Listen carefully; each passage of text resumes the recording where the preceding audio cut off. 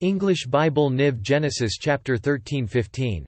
So Abram went up from Egypt to the Negev, with his wife and everything he had, and Lot went with him.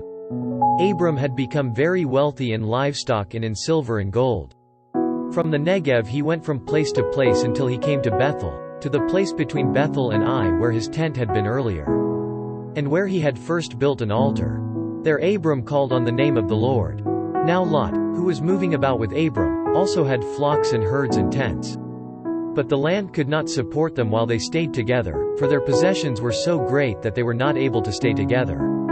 And quarreling arose between Abram's herdsmen and the herdsmen of Lot. The Canaanites and Perizzites were also living in the land at that time. So Abram said to Lot, "Let's not have any quarreling between you and me, or between your herdsmen and mine, for we are brothers. Is not the whole land before you? Let's part company. If you go to the left, I'll go to the right. If you go to the right, I'll go to the left." Lot looked up and saw that the whole plain of the Jordan was well watered, like the garden of the Lord, like the land of Egypt, toward Zoar. This was before the Lord destroyed Sodom and Gomorrah. So Lot chose for himself the whole plain of the Jordan and set out toward the east. The two men parted company. Abram lived in the land of Canaan, while Lot lived among the cities of the plain and pitched his tents near Sodom. Now the men of Sodom were wicked and were sinning greatly against the Lord.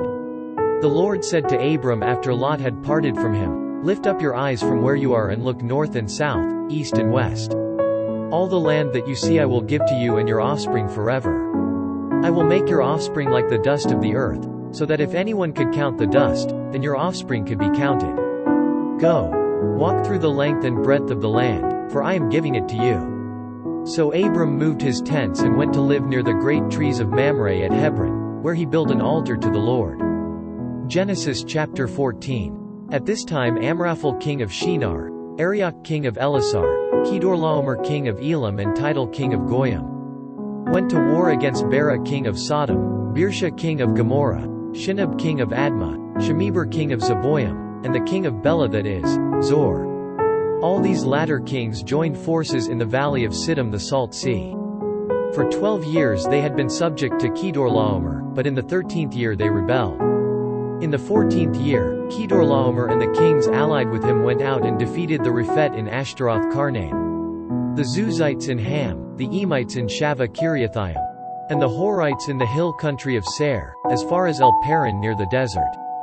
Then they turned back and went to En-Mishpat, that is, Kadesh. And they conquered the whole territory of the Amalekites, as well as the Amorites who were living in Hazazon Tamar. Then the king of Sodom, the king of Gomorrah, the king of Admah, the king of Zeboim and the king of Bela, that is, Zor, marched out and drew up their battle lines in the valley of Siddim against Kedorlaomer king of Elam, Tidal king of Goyim, Amraphel king of Shinar and Arioch king of Elasar, 4 kings against 5. Now the valley of Siddim was full of tar pits, and when the kings of Sodom and Gomorrah fled, some of the men fell into them and the rest fled to the hills. The 4 kings seized all the goods of Sodom and Gomorrah and all their food, then they went away. They also carried off Abram's nephew Lot and his possessions, since he was living in Sodom. One who had escaped came and reported this to Abram the Hebrew. Now Abram was living near the great trees of Mamre the Amorite, a brother of Eshel and Aner, all of whom were allied with Abram. When Abram heard that his relative had been taken captive, he called out the 318 trained men born in his household and went in pursuit as far as Dan. During the night Abram divided his men to attack them and he routed them, pursuing them as far as Hobah, north of Damascus. He recovered all the goods and brought back his relative Lot and his possessions, together with the women and the other people. After Abram returned from defeating Kedorlaomer and the kings allied with him, the king of Sodom came out to meet him in the valley of Shaveh, that is, the king's valley. Then Melchizedek king of Salem brought out bread and wine. He was priest of God Most High. And he blessed Abram, saying, "Blessed be Abram by God Most High, creator of heaven and earth. And blessed be God Most High, who delivered your enemies into your hand." Then Abram gave him 1/10 of everything. The king of Sodom said to Abram, "Give me the people and keep the goods for yourself." But Abram said to the king of Sodom, "I have raised my hand to the Lord, God Most High, creator of heaven and earth, and have taken an oath, that I will accept nothing belonging to you, not even a thread or the thong of a sandal, so that you will never be able to say, I made Abram rich. I will accept nothing but what my men have eaten and the share that belongs to the men who went with me. To Aner, Eshel and Mamre. Let them have their share. Genesis chapter 15. After this, the word of the Lord came to Abram in a vision. Do not be afraid, Abram. I am your shield, your very great reward. But Abram said, O sovereign Lord, what can you give me since I remain childless and the one who will inherit my estate is Eliezer of Damascus? And Abram said, You have given me no children, so a servant in my household will be my heir. Then the word of the Lord came to him, This man will not be your heir, but a son coming from your own body will be your heir. He took him outside and said, Look up at the heavens and count the stars, if indeed you can count them. Then he said to him, So shall your offspring be. Abram believed the Lord, and he credited it to him as righteousness. He also said to him, I am the Lord, who brought you out of Ur of the Chaldeans to give you this land to take possession of it. But Abram said, O sovereign Lord, how can I know that I will gain possession of it? So the Lord said to him, Bring me a heifer, a goat and a ram, each 3 years old, along with a dove and a young pigeon. Abram brought all these to him, cut them in two and arranged the halves opposite each other. The birds, however, he did not cut in half.